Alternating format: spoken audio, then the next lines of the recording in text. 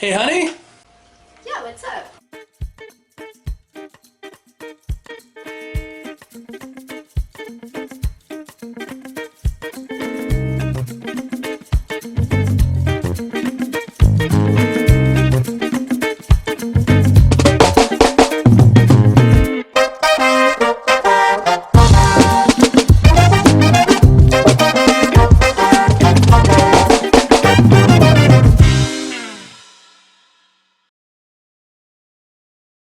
Hey, everybody.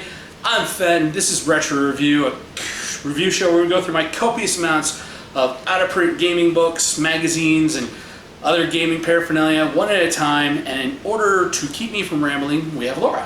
Hey, everybody. So, to keep us on track, I'm going to ask Alyssa questions. Fire away. So, what are we reviewing today? Dragon Magazine number 276. And where did you get this magazine from? I believe I bought this at B. Dalton Bookseller. Yes. Okay. And do you want to give us a quick synopsis of the articles inside? Alright, so I just want to say this was my first ever Dragon magazine I ever bought, and also my first ever third edition magazine.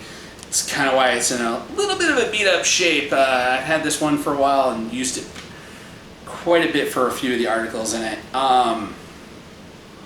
So the first article is the Countdown to the Forgotten Realms article talking about the new edition of the Forgotten Realms campaign setting. So it's like giving a little teaser for the release. In third edition, Forgotten Realms was the signature setting that they focused everything going on was happening in the Forgotten Realms. They even merged a few things from some other second edition content into the Forgotten Realms when they restarted it. Actually, the third edition lore is all centered around like the Forgotten Realms is actually where like everything kind of like when they reset the universe from second edition. So Forgotten Realms, big key thing. It was kind of nice. They're like, hey, we're getting the Forgotten Realms source books out to you. Just wait, here's a little bit of information about it. Okay. There's a mini game actually in this issue. It's called Dead and Breakfast. It's got 2 pages of rules where the players are haunting a bed and breakfast trying to scare the most guests. So they're ghosts? Yeah, they're ghosts, and they're haunting the bed and breakfast, and they're trying to find out who can scare the most customers. Interesting little mini game in it. That's kind of cool. Next article is Black Cats and Broken Mirrors, rules for covering good and bad luck superstitions in game. I thought that was kind of cool to make luck be a more factor. Mm-hmm. Then how to create a monster. This was one of the parts of the issue that got a lot of use out of me. In my second edition second edition DM screen, and some of my second edition Dragon magazines had the stuff on like how to make a monster, like using random tables and referencing stuff, and you could kind of figure out how to piece it all together and make some homebrewed monsters. This article actually broke it down completely, how to actually create stats for your custom homebrewed monsters from second edition into third edition game stats. Yeah, that's useful. Yeah, Pathfinder, when they created their monster manual, they put something like that in the back of it to help people be able to port monsters over from different games and put your homebrew stuff in. Kang's Command is a short story in the Dragonlance setting about a Draconian, which are these quick spoiler for the Dragonlance campaign setting. When the evil dragons took power, they found all the eggs for the good dragons, cast magic over them, corrupted the dragon hatchlings, and turned them into evil humanoids. Or they're called Draconians. And So they were like part dragon, part human, and they were evil? well, they were humanoids. They were like 6 foot tall, had like a dragon's head, but walked on hind legs and had opposable thumbs. And evil. And evil. And this story is about one of those Draconians pretending to be a lowly recruit that gets found by this company ends up basically saving the day, and then at the end of the story it's revealed that he's like, I'm your new commanding officer. This was a test. You failed. To the second in command of the command. The ecology of a sheep phantom. Basically, it's a monster it ties in with the Dead and Breakfast. It's basically the monster that resembles the bedsheet little kid's Halloween costume. And apparently they are created when an evil being dies in bed and their spirits possess the bedding, and they have an attack to smother their victims. I thought it was a really cool little monster to throw in. You could just, have them discover, like, the evil bed sheets in the long forgotten king castle decide to attack. Yeah. The Adventures of Volo, Cromerian contacts. This was a Forgotten Realms list of key people to contact in Cromere for information. It was another little teaser setup stuff for Forgotten Realms setting.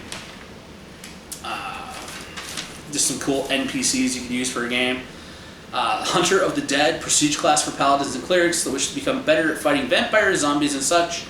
The cool abilities to get are True Death, which means if one of these things kills a monster, there's no coming back from that. They can't be like you killed the skeleton, now it's gonna get raised back you killed the zombie, it's gonna come back as a skeleton. No. It's you killed the vampire. There's no way for the vampire to be resurrected. It's dead. Bestiary column in this issue, introducing new monsters, is the Descendants of the Wormcrawl Fisher. It's a canyon that used to be ruled by an evil necromancer, and it's just full of all of his crazy evil. I'm going to create some new undead nasty things, such as Avolakia.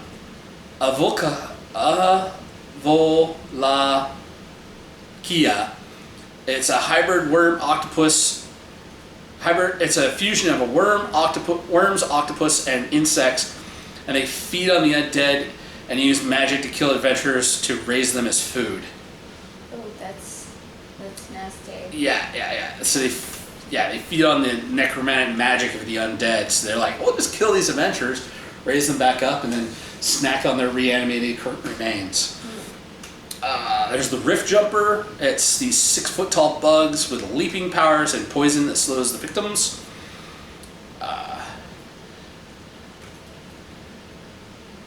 Neariftis.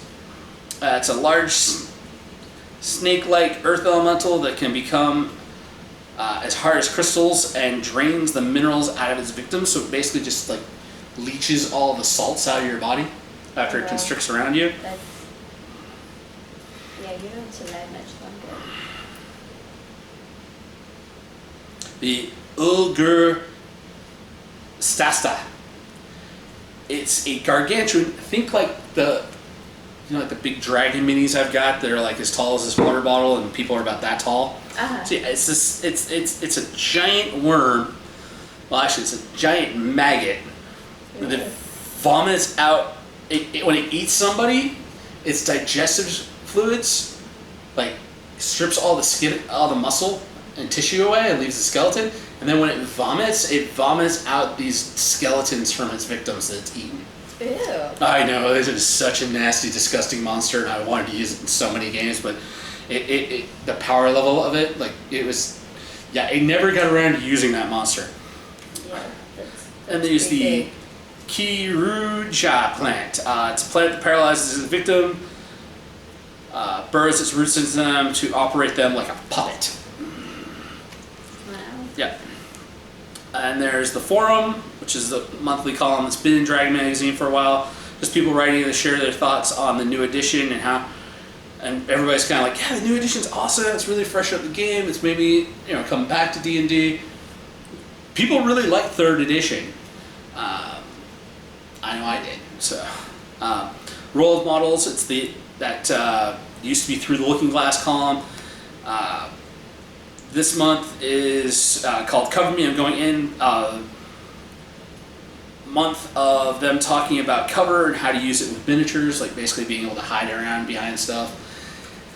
Still, it's a good article, but there's a lot of stuff like that type of stuff now is primarily the focus of, all their miniature stuff was like, you can get YouTube videos better than this. So,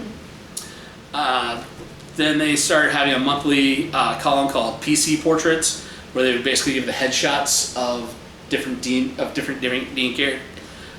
characters you use for NPCs or player characters. Just, here's a picture, stick it on the character sheet, and that's what the dude looks like, or that dudette, or that's what they look like. Sage Advice, it's the FAQ column that Dragon Magazine has had in it for years. This month is focusing on questions players have about the updates to the combat rules in 3rd edition. One key thing I learned from this is that if you cast a spell on yourself and then switch bodies with another being, the spell that's effective on you goes with your soul. So one of my favorite spells to cast on yourself as a magic user, once you've basically run out of magic spells to be able to cast, you just kind of do the whole Tensor's transformation where you give up the ability to cast magic spells and you get muscly ripped and you become a really good fighter instead of a wizard. It's kind of cool to like, alright, I'm losing all of my hit points. I'm going to change bodies with this other person using some sort of magical amulet or something, some way, because you can't cast spells when you use Tensor Transformation, be able to switch your body out for a fresh body, but you didn't have all your you used up all your magic, but the new person, even if they weren't a fighter, is now a fighter of the same level they used to be. So you're like, haha, fresh body! Really gimmicky trick in Tensor Transformation. It's always been my cool thing. Like, you get this scrawny wizard who's like, fireball! They're like, cast another spell. I'm out of spell slots, except for this one.